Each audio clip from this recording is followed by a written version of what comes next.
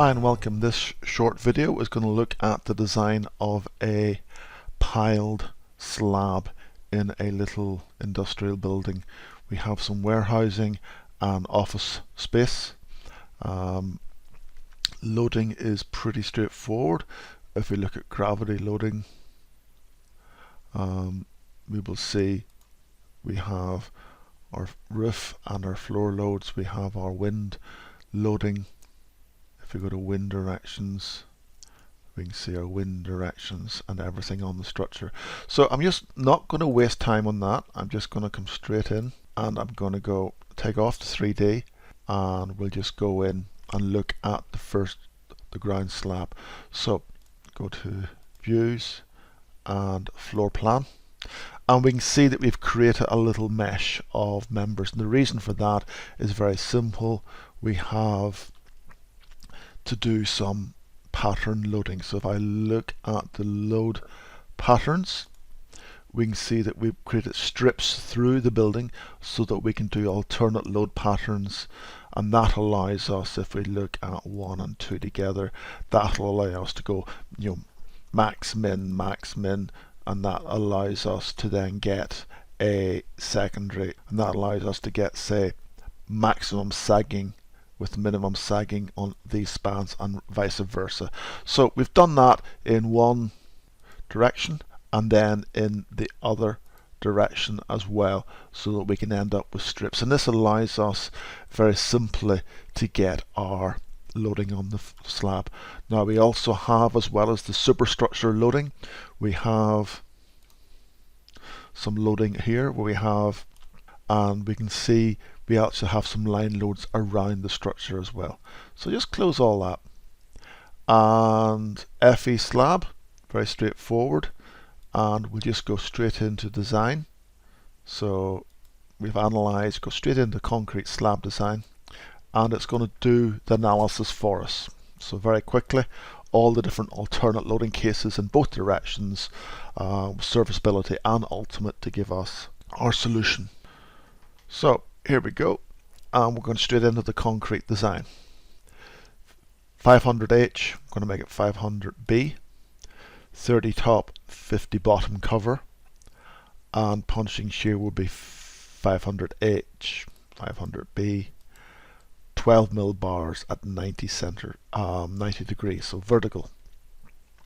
Basic reinforcement, you'd probably normally start out at 10s at 200 or something. I just know from experience that this is going to require 12s at 150. So 12s at 150 I will use as my basic, and then we're just setting our values. So we're going to have, for any peaks, we're going to have one zone. Any strips, we will have parallel to the line. In fact, I prefer perpendicular to the line. And it will be, in this case, replacement bars. And auto design sizes, I don't like to use anything less than the 150, and I will use then 300s and copy that to all. So the basic 150s and then additional 150s are additional at 300, and that's all we want. Now detailing, we're going to use it such that if we have two sets of bars, it measures the spacing of the intermediate bars. So 200s plus 200s will give us bar spacings at 100. And we'll use the maximum spacings out of the table and say save. So here's my FE slab. First thing you need to do is put in the basics. We're going to add a basic set, because we could add a basic set over part of this structure if we wanted to do the office and other differently, but in this case we'll do it all in one, and we're going to assign it then to this slab. So now we've got some results, we've got some warnings and failures all over the place. We'll not worry about those initially. I'm going to push that in because it's a small screen for recording the video, and I'm going to scroll on down. You will see that we're using 12s at 150. If I scroll down here, I will see then I have the tools, and I'm going to say what are my unity values. So let's look at the top steel. So let's put it in plan, and we can see that other than some hugging areas, the top steel is pretty good. We have some failures coming around here over each of the column pile heads. That's normal.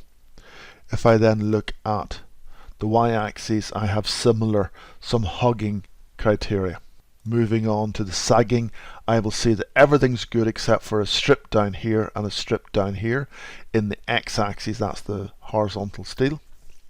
And then finally, y sagging, we have some strips along here and here need fixed. So let's go to x sagging. I'm happy with the 12s at 200 in most places. For these outer strips, I am going to add in an additional strip, and it replaces the basic, and it will replace it with, I'm going to guess,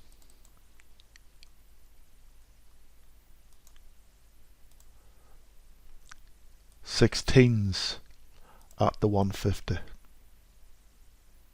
I could have stayed with 12s and had two sets of 12s at 150, but I'm going to guess that. So I'm now going to draw it. It's going to say where. It's on this surface, and I'm going to draw it from here all the way down to here. So I'm going to now come along and say refresh, and nothing happens, and the reason is the default in fact is in the top steel, and I just need to make it bottom steel. And now you'll see that it is solving the problem in there, and I can just stretch that, and I would probably just stretch it to take it out perpendicular to the edge, and I would just take it perpendicular out to there. So we just replace the steel down there by that, and then we'll do the same on the other side. Very simple. Add a second layer. Now it's only drawing certain parts. I'm now going to draw in using this FE surface. I'm going to take it all the way down there as well, and replaces bottom perpendicular, and you can see the 10s is even worse, so we need to replace that again by the 16s,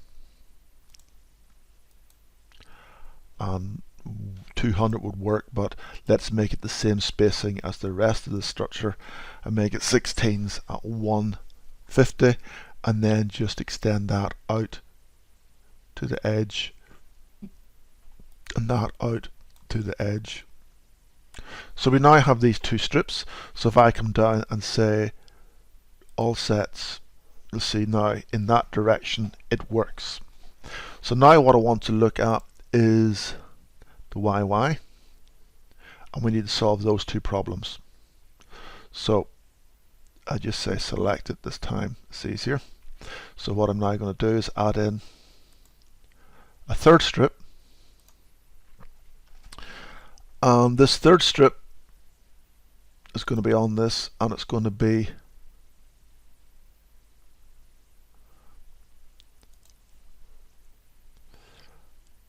from there across to there, and I would extend it to be over the full panel width, makes detailing easier. And again, bottom, and again we need to change the 10s to be 16s at 150, and that works. So that's that covered. So now let's go and look at our top steel. So let's go to the top, and we can see in the top that we have all these little areas overstressing. So what we will do is, for the top steel, we will use peaks, and I'm going to add in a set, and I'm going to add in as an additional set, and I am going to add in the peak, for example here. So the peak is additional 10s at 200. I'm going to change that to additional 12s at 150, and that is still failing. And that's only in one direction, by the way. I need to do that in both directions, direction 1, direction 2, 12s to 150. So it's not quite working, so what we would do is to look at it. It's within 1%, and I'm going to accept that, but I am going to keep that at a meter square, and I'm now going to come along and I am going to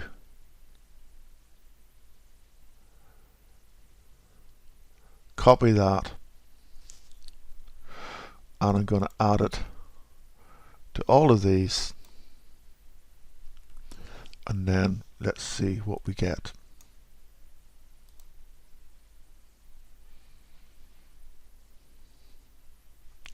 We can see all of these, some of them are working, some of them aren't. So we need to have heavier steel in some of them need bigger spaces and zones. So what I will do is I will turn around, select that one, and at the minute it's taking the default 10s. I'm going to make these, what I'm going to do is I'm going to select them all, and then I'm going to turn around and say that the bars are going to be 16s at 150, direction 2, 16s at 150, and then I will come down and ask it to redraw everything. And there we go. They're all now working just in no more. So those standard 1 meter square pile heads are all working perfectly good. So that is the design done. Now, I think actually if I look at it, there is no need for one there. So I'm just going to go in and delete that. Yep. And I think there's no need for one there. That was just an arbitrary line, and there's need for one there, and one of these two. If we look at it, we can see that is actually just a temporary line for, I should have ticked column and wall ends only so that I didn't grab those. I apologize, but it's easy enough to rectify. So now when I put it back in plan and I go, I can see that I want to redraw. I mean, see, in fact there is a pile there that I took out by mistake. It was that one I shouldn't have had, and I'm actually going to redraw where it's going to go. It's going to go there instead. That's better. So these ones here are all working. These ones need to be extended a wee bit. So I'm going to just take these down a wee bit, and they are symmetrical. And so looking at these, they look as if that works, so I just do a rescan, and that's fine. Now what I want to do is to do something similar to these ones, and I'll just copy that detail in a minute so that they're all using the same. So let's look at the opposite direction, the hugging Y. And we'll see hugging Y, we don't have a problem. Hugging X, we had a problem. Hugging Y, we're okay. So we just need to extend it in that one direction, hugging X. So let's go back to hugging X. And let's have a look at the size of this. This symmetrical 2x1. So I could select these with a control and make them 2x1. So now we're covering all of our rebar. So what's our rebar? Sorted. You might consider just putting strips across here of additional steel without the breaks in them if you want to in the detailing situation. May be sensible. So just redraw.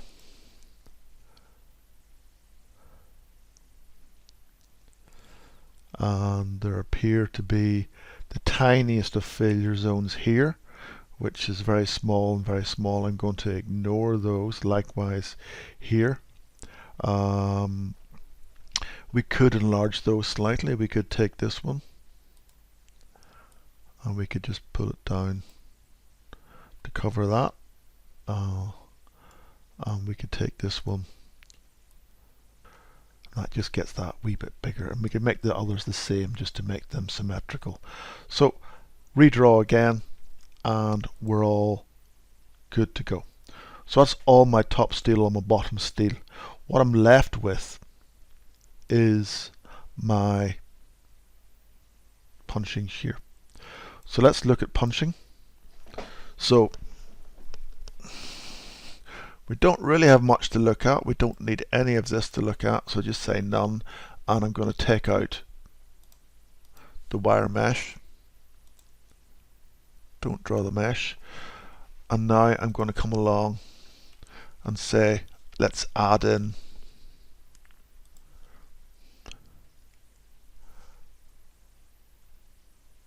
at all of these points, and it's got all of the punching shear points done. So let's look at one of them individually, and it's important to have a wee look here, and we can see that with the steel we've got in place, we don't need it for this one, but we need some shear rails for these ones. Now I've chosen an obscure arbitrary placing, and at the minute they're equally spaced. I'm going to say radial so that the contractor can put in shear rails if he wants. So these are shear rails, and they're at 150 centers. So 3 shear rails at 150. Now, if I didn't want shear rails, I can come along, take my punching perimeter, and I can say I want to have a drop projection. So I'm going to say I want it to be projecting, so it's a 300 pile.